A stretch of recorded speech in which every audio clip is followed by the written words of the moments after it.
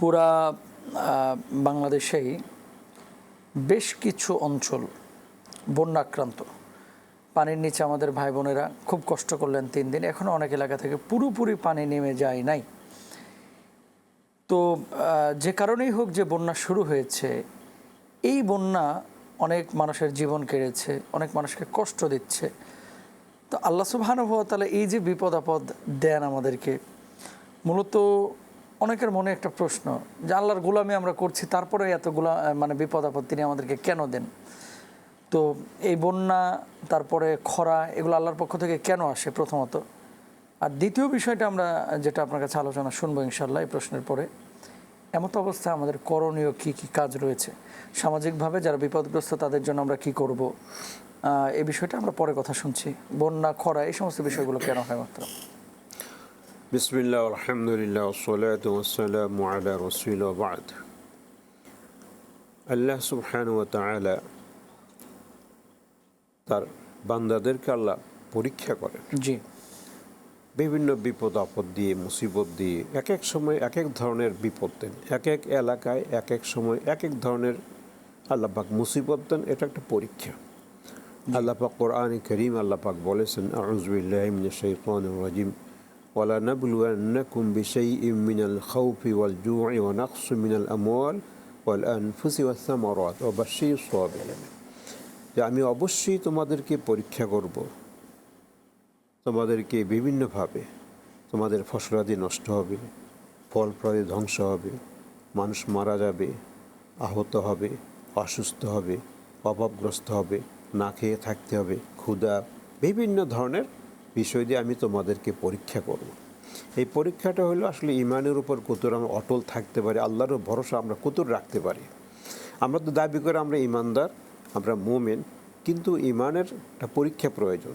যেমন একটা ছাত্র ক্লাসে থাকে, সে একটা ক্লাসের ভালো ছাত্র বলে দাবি করে, কিন্তু এই ভালো ছাত্র প্রমাণ করার জন্য তাকে পরীক্ষা দিতে হয়। পরীক্ষা দেওয়ার পরে প্রমাণিত হবে আসলে বাস্তবিক সে ভালো ছাত্র কিনা। কাজে এটাও আমরা দাবি করছি আমরা ভালো মুমিন, আল্লাহর গোলামি করছি, কিন্তু আল্লাহর গোলামি করছি ভালো মুমিন, এটা আসলে যথার্থ কিনা, সঠিক কিনা প্রমাণ করার জন্য আল্লাহ পাক এই সমস্ত বিপদ আপদ মুসিবত আমাদেরকে দিয়ে পরীক্ষা করেন। এবং কোরআন কারীমে সূরা আল ইমরান আল্লাহ পাক বলেছেন, ওয়া ইয়ালামাস সাবিরিন আম হাসিবতুম আন তাদখুল জান্নাহ ওয়া লাম্মা ইয়ালামিল্লাহুল্লাযিনা জাহাদু মিনকুম ওয়া ইয়ালামাস সাবিরিন। তোমরা কি মনে করছো তোমাদেরকে এমনি জান্নাত দিয়ে দিব? তোমাদের কোনো পরীক্ষা হবে না যে তোমাদেরকে এমনি জান্নাত দেব? আমি দেখব কে দিনের জন্য পরিশ্রম করতে, জিহাদ করতে প্রস্তুত, দিনের জন্য শ্রম দিতে কে প্রস্তুত, এবং কারা এই বিপদ আসলে কে সবর করতে পারে, ধৈর্য ধারণ করতে পারে। এটা আমি পরীক্ষা না করে কাউকে জান্নাত দেব না। এবং আরেক সূরা আল্লাহ পাক বলেছে, আহসিবান নাসু আন ইউতরাকু আন ইয়াকুলু আমান্না ওয়া হুম লা ইফতানুন।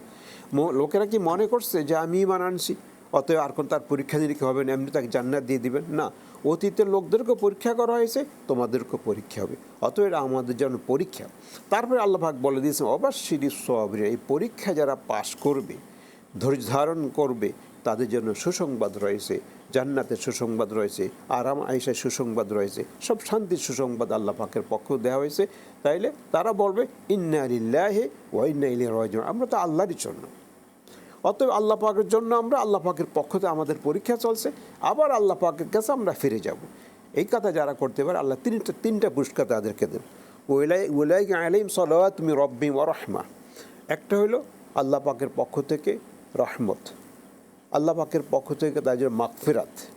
আরেকটা হলো তাদের জন্য উলাইকুল মুহতাদুন, তারা হেদায়েত প্রাপ্ত হবে। তিনটা করে, একটা হলো আল্লাহ পাকের পক্ষ থেকে মাগফিরাত, আরেকটা হলো রহমত, আর একটা হলো হেদায়েত। এই তিনটা জিনিস তারা লাভ করতে পারে যদি পরীক্ষা তারা পাশ করতে পারে। এই জন্য আমাদের জীবনে পরীক্ষা আসবে। এবং রাসূলুল্লাহ সাল্লাল্লাহু আলাইহি ওয়াসাল্লাম বলেছেন, মুসিবত যত বড় হবে, পরীক্ষা যত বড় হবে, পুরস্কার তত বড় হবে। বড় পুরস্কার সাথে বড় পুরস্কার জন্য বড় পরীক্ষা প্রয়োজন। যেমন একটা মানুষ যদি বিসিএস ক্যাডার হইতে চায়, অথবা ভালো ইউনিভার্সিটির প্রফেসর হইতে চায়, 5 আর 8 পাস করলে, 10 পাস করলে বসে থাকলে হবে না, তাকে অনেক পরীক্ষা দিতে হয়।